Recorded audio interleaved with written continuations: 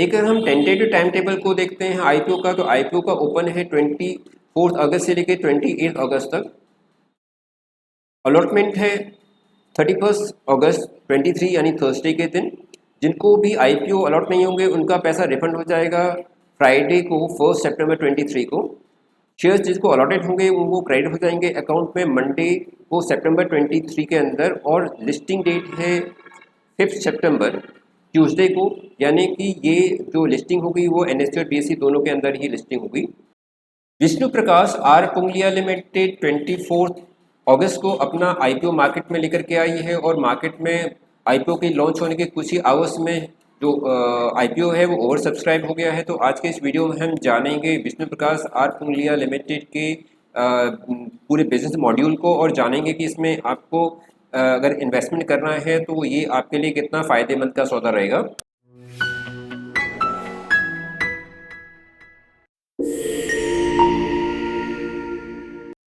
विष्णु प्रकाश are Pungaliya के अगर हम सब्सिडी लिस्टेड को देखें तो हम पाएंगे कि जो क्वालिफाई इंस्टीट्यूट विनर है उसका 0.05 टाइम्स सब्सक्राइब हुआ है, लेकिन एनआईआई के अंदर 6.28 टाइम्स ओवर सब्सक्राइब हो गया। ये पहले दिन में यानी कि सब्सक्रिप्शन के कुछ ही आवर्स में ही जो है वो ओवर सब्सक्राइब हो चुका है। BNII यानी जो अबाउट 10 लाख बिडर्स है उनका जो सब्सक्रिप्शन है वो 5.1 टाइम्स ओवर सब्सक्राइब हो गया है, जबकि 10 लाख के बिलो में जो है वो 8.64 टाइम हो गया है। यहाँ इंपॉर्टेंट ये है कि जो रिटेल इन्वेस्टर्स हैं उनका जो स्टेटस है वो 4.93 टाइम्स ओवर सब्सक्राइब हो चुका है। इस तरह हम देखेंगे जो एवरेज जो शेयर है वो 3.8 टाइम्स ओवर सब्सक्राइब हो चुका है आईपीओ। इस तरह से जो टोटल है वो 3.99 टाइम्स का ओवर सब्सक्रिप्शन हो चुका है टोटल एप्लीकेशन के अकॉर्डिंगली। VPRPL यानी विष्णु प्रकाश आर पुंगलिया लिमिटेड का जो ये आईपीओ है, इसके थ्रू कंपनी 308.88 करोड़ का फंड जनरेट करने का लक्ष्य रखती है। कंपनी का जो आईपीओ है वो उसका प्राइस बैंड रखा हुआ है 94 से लेकर 99 पर शेयर्स तक। कंपनी एनएससी और बीएससी दोनों ही स्टॉक एक्सचेंज में रजिस्टर्ड होगी कंपनी के शेयर्स हैं। आईपीओ की डेट है 24 अगस्त और ये 28 अगस्त तक ओपन रहेगा। शेयर की फेस वैल्यू 10 रुपये की, प्राइस बैंड है 94 से लेकर 99 पर शेयर तक, और एक लॉट साइज है 150 का, ये रिटेल इन्वेस्टर्स के लिए है। इसके थ्रू कंपनी ने 308.88 करोड़ का फंड को कलेक्शन करने का एक लक्ष्य रखा हुआ है। साथ ही कंपनी ने 9 पर शेयर्स का अपने एम्प्लॉयज़ के लिए डिस्काउंट भी रखा हुआ है, और कंपनी के शेयर्स है वो एनएससी और बीएससी दोनों ही स्टॉक एक्सचेंज में रजिस्टर्ड होंगे। आईपीओ का साइज रखा हुआ है जो रिटेल इन्वेस्टर के लिए, उसका एक लॉट साइज है 150 शेयर्स का, जिसके अंदर उनको 14,850 रुपीज़ को अमाउंट पेमेंट करना पड़ेगा। मैक्सिमम जो रिटेल इन्वेस्टर्स हैं वो 13 लॉट ले सकते हैं। इस तरह से उनको 13 लॉट में मैक्सिमम 1950 शेयर्स मिल सकते हैं, जिसके अंदर उनको 193050 अमाउंट पेमेंट करना पड़ेगा। दूसरी ओर जो HNI के जो है उसमें मिनिमम 14 और मैक्सिमम 67 शेयर का लॉट है, जिसके अंदर उनका अमाउंट 207,900 से लेकर के 994,950 तक का है। जबकि दूसरी ओर जो BHNI है उनके वो मिनिमम 68 का लॉट है, जिनके अंदर वो 10,200 शेयर अलॉटेड हो सकते हैं, जिनके लिए उनको ये 1009800 फंड उनको पेमेंट करना पड़ेगा। एट प्रेजेंट जो प्रमोटर्स की होल्डिंग है कंपनी के अंदर वो इस तरह की है। अभी लॉट जो इशू करने से पहले प्रमोटर्स की होल्डिंग है 90.45%, अभी जो पोस्ट होल्डिंग हो जाएगी प्रमोटर्स की वो 67.81% की होल्डिंग प्रमोटर्स रह जाएगी शेयर्स को जब अलॉटेड हो जाएंगे। तो दोस्तों किसी भी कंपनी में इन्वेस्टमेंट करने से पहले उसका फाइनेंशियल डाटा देखना बहुत इंपॉर्टेंट रहता है, क्योंकि किसी भी जो भी इन्वेस्टर्स होते हैं वो कंपनी में पैसा अर्न करने के ऑब्जेक्टिव से पैसा इन्वेस्टमेंट करते हैं। तो आइए देखते हैं कंपनी की फाइनेंस पोजीशन। तो कंपनी फाइनेंस पोजीशन इस तरह से है, अगर हम पिछले 3 साल का डाटा को देखें 31 मार्च 21, 22 और 23 को इस तरह से है। टोटल कंपनी की एसेट जो है 31 मार्च को क्लोजिंग के लिए थी 331.05, जो अब क्लोजिंग 23 के अंदर है 825.48, यानी इसमें काफ़ी अच्छी इंप्रूवमेंट दिखाई गई है। रेवेन्यू जो 4,487.67 था उसमें बहुत ज़बरदस्त इंप्रूवमेंट दिखाई देती है, और अब 1,171.46 है। प्रॉफिट आफ्टर टैक्स यानी PAT जो 18.98 था उसमें ज़बरदस्त इंप्रूवमेंट दिखाई देती है, वो है 90.64।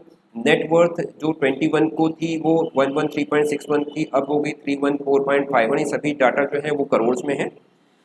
रिजर्व एंड सरप्लस कंपनी का था 85.24, अब जो है वो है 219.96 करोड़ का। टोटल बोरोविंग्स कंपनी की थी 110.78, जो अब बढ़ करके हो गई हैं 250.37 करोड़ की। यानी कि यहाँ पर इंपॉर्टेंट बात ये कंपनी के ऊपर अच्छा खासा बोरोविंग है। कंपनी की परफॉर्मेंस को अगर हम इंडिकेट करते हैं तो यहाँ पाएंगे कि कंपनी का जो मार्केट कैप्चरिंग है वो 1234 करोड़ का है, ROCE है 33.72% की, डेट इक्विटी रेशियो है 0.8, अर्निंग पर शेयर है कंपनी की 10.41 और RONW है 38.31%। कंपनी अपने आईपीओ से किन उद्देश्यों को पूरा करना चाहती है, तो इस पर अगर हम नज़र डालते हैं तो हम पाएंगे कि कंपनी के उद्देश्य इस तरह से इस फंड के अंदर funding capital expenditure requirement for the purchase of equipment machinery, तो कंपनी इससे इक्विपमेंट मशीनरी परचेज करने का रखी है। Funding the working capital requirement of the company and general corporate purpose, ये 3 मेन ऑब्जेक्टिव है। कंपनी इन 3 मेन उद्देश्यों के लिए अपने इस नए आईपीओ को लेकर के आई है।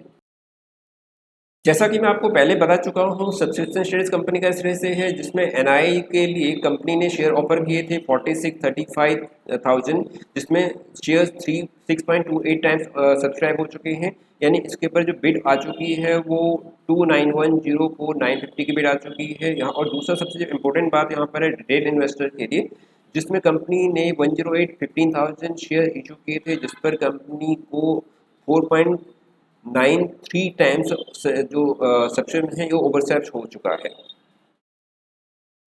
कंपनी सर्विसेज क्या प्रोवाइड करती है, तो हम अगर कंपनी के सर्विसेज को देखते हैं तो कंपनी अपने आप को किस तरह से प्रेजेंट करती है। बताया जाता है कि कंपनी 12 स्टेट और 1 यूनियन टेरिटरी में काम करती है। Water sector including the work like the water dam, water tank, reservation, water treatment plant, water supply scheme, overhead tank, sewage sector, railway sectors, road sector, tunnelling work, building and warehousing, multi dimension smart city project, automation work involving the PLC and SCADA। इस तरह से company अब present करती है। तो company mainly water supply, railway, highway, breeds में काम करती है। इसके साथ ही कंपनी टर्निंग, बिल्डिंग, वाटरिंग और सीवेज प्लांट के अंदर भी काम करती है, अपने आप को प्रेजेंट करती है।